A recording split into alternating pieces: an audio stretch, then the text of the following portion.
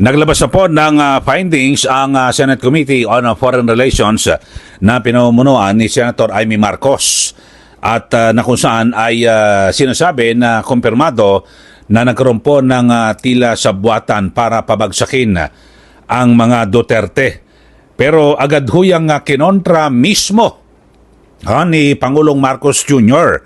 at tinututulan niya o hindi niya sinasang-ayunan yung naging pahayag ng kanyang ate, yung kanyang kapatid.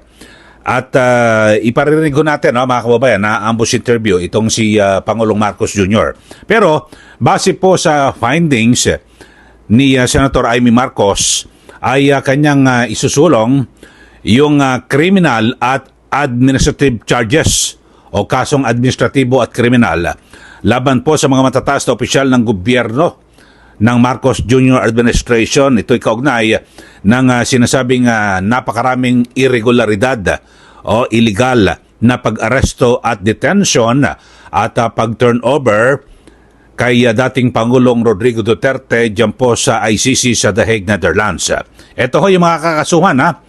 Ang mga kakasuhan ay pinakakasuhan sa ombudsman ay ito pong sina DOJ Secretary Crispin Remulla, PNP Chief General Romel Marbil, DILG Secretary John Vic Remulla, PNP CIDG Chief Major General Nicolas Torre at Special Envoy on Transnational Crimes Marcos Lacanilao. So sabi po ni Senator Amy Marcos ay mananatili pa rin bukas ang investigasyon dahil sa napakaraming mga tanong ang hindi pa rin daw po masagot ng administrasyong ito, mga kababayan. So, yun ho. At dahil dito, sabi ho ni Pangulong Marcos, ito, pakinggan ho natin mismo, mga kababayan, yung tugon ni Pangulong Marcos dito po sa isyong ito. Ito, panoorin nyo. Designed to bring down the Dutertes, and there's an effort daw para pagtakpan yung motive. Everyone's entitled to their opinion. I disagree. Thank you very much, guys. Salamat, Thank you, sir. Thank you, sir. Okay, so lahat naman daw ay entitled at meron pong karapatan sa kanilang opinion, pero hindi raw po sinasang-ayunan, no? Sabi niya, I disagree. So, yun ho ang sinasabi mismo ni Pangulong Marcos Jr. sa findings o naging konklusyon ng komite ng kanyang kapatid na si Senator Amy Marcos, mga kababayan. So, yun ho. Pero abangan ho natin kung uusad ho itong mga kaso na posibleng isampa dyan po sa ombudsman.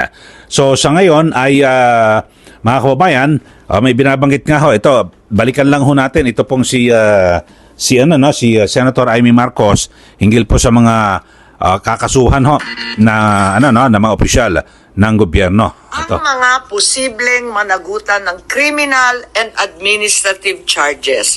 At iminumungkahi namin na imbestigahan ng Office of the Ombudsman ang mga sumusunod.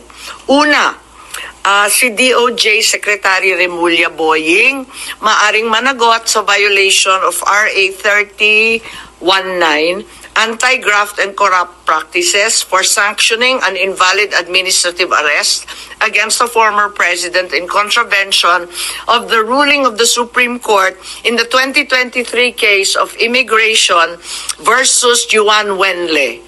Maliwanag na napakadaming kondisyon, kwalifikasyon at requirement na isinaad ng ating Korte Suprema doon. Ikalawa, usurpation ng DOJ ng judicial functions.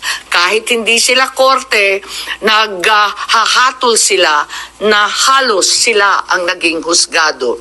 Ikatlo, grave misconduct and conduct prejudicial to the best interest of public service. Ikalawa, baka managot din si General Romel Francisco D. Marbil, ang Chief PNP, sa arbitrary detention, Article 124 ng Revised Penal Code. Violation of RA 3019, Anti-Graft and Corrupt Practices for inducing or persuading General Torre to perform an act in violation of laws, rules, and regulations, or an offense in connection with the official duties of the latter. Grave misconduct and conduct prejudicial to the best interest of public service. Andito rin sa mga nakalista at ayon din sa payo ni dating Supreme Court Justice na nagpayo sa atin na malahil si SILG Secretary John Vic Remulla ay maakusahan din ng arbitrary detention katulad nung iba.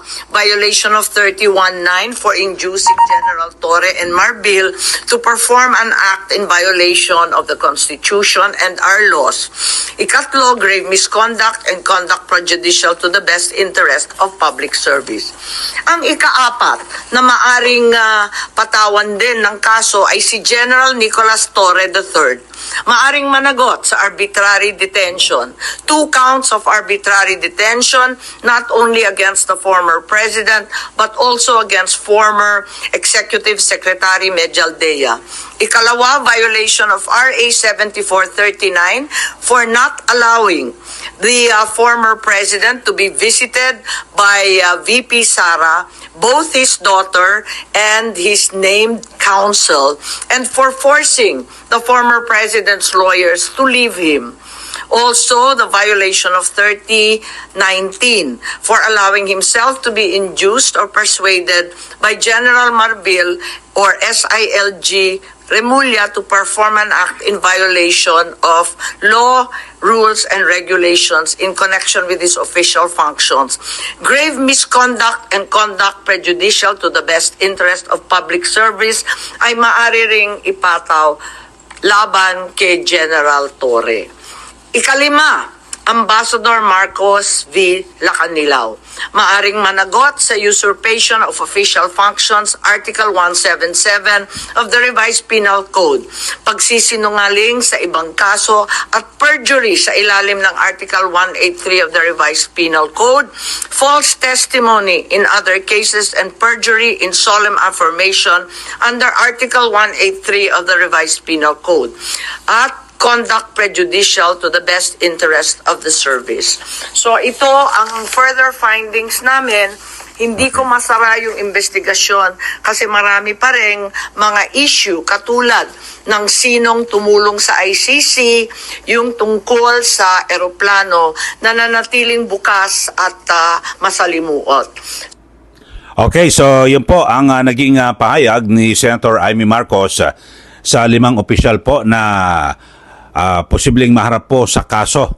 Kasi alam naman natin na ang Senado, partikular yung isang komite, ay nagre-rekomenda lang ho yan.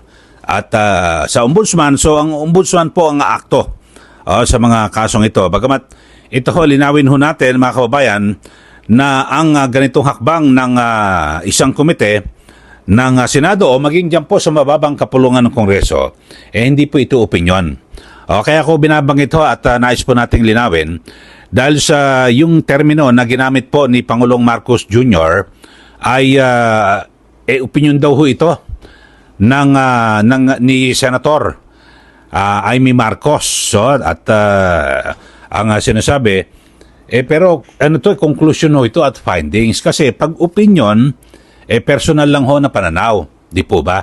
Kapag ganito hong ang sinasabi, kasi ito formal na pagsisiyasat, congressional inquiry. At siyempre ang Senado naman ay itinuturing po na institusyon, mga kababayan, di ba? Ito ho, meron akong ginamit kasi kanina, di ba, narinig niyo ho mismo si Pangulong Marcos Jr.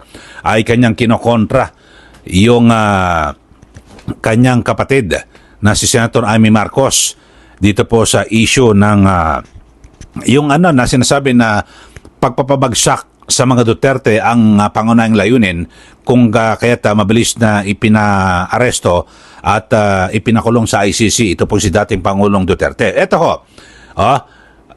ho, sandali na i-google mo lang naman yan ho, Google lang yung meaning ho, ito nakalagay, a conclusion is a decision or judgment reached after considering evidence or reasoning. So ito talagang conclusion, ilalabas mo may desisyon base sa mga ebidensya at reasoning. Yun nga ang ginawa ng komite, di ba? Nangalap ng mga ebidensya sa pamamagitan ng mga resource person o testigo at mga dokumento. Samantala ito, while an opinion is a personal belief or viewpoint, not necessarily based on facts. So maliwanag ho kasi kaya ko binabanggit lang ho ito mga kababayan kasi kanina, 'di ba, narinig nyo naman at napanood nyo mismo yung interview kay Pangulong Marcos Jr. na kung saan ay ang sabi niya ay lahat naman entitled ho lahat na sa kanilang mga opinion pero hindi niya raw po sinasang-ayunan itong naging findings o resulta ng investigasyon ng komite ng kanyang kapatid na si Senator Amy Marcos, mga kababayan. So dito kadalasan ganyan kapag mag-file ng kaso ang Senado, yung mga nangyari, yung mga naging testimonya ng bawat resource person o testigo, yung po ang pwedeng gawing basihan na ebidensya para madiin ang mga opisyal na ito, mga kababayan. So 5 lang sa mga nagtatanong bakit si Pangulong Marcos Jr. ay hindi nakasuhan kasi siguro wala pang matibay na ebidensya at alam naman natin ang Pangulo meron pong immunity sa anumang kaso yan hanggat siya po nasa pwesto. At sabi po ni Senator Amy Marcos ay mananatiling bukas itong investigasyon, hindi pa isasara. Kasi kadalasan, di ba, pag nag-imbestiga tapos naglabas ng findings, sarado na tapos ng hearing. Ito mananatiling bukas daw dahil sa marami pa raw na mga dapat na sagutin ang administrasyong ito. Tulad na lang daw ho yung papano at sino't mga tumulong sa ICC nang sila po ay pumunta dito sa Pilipinas at ganyan din po yung ginamit na eroplano para mabilis na maihatid sa The Netherlands. Ito pong si dating Pangulong Rodrigo Duterte. Okay, yan lang po, no? At sa pangkalahatan, yung ating pinag-uusapan ho ngayon, ito ho, tapatan na ho ito. At harap-harapan, Pangulong Marcos Jr. kinontra yung desisyon o findings, konklusyon ng komite na kanyang kapatid na si Senator Amy Marcos na kung saan ang sabi naglalayong pabagsakin ang Duterte administration, may halong politika. Ito pong mabilis na pagkakaresto sa dating Pangulong Rodrigo Duterte. Sa mga bago lang po sa ating channel, mag-subscribe na po at wag pong kalimutan na i-share at i-like po yung ating YouTube channel. Maraming salamat po muli. Ito po si Kylie. Magandang araw po sa ating lahat.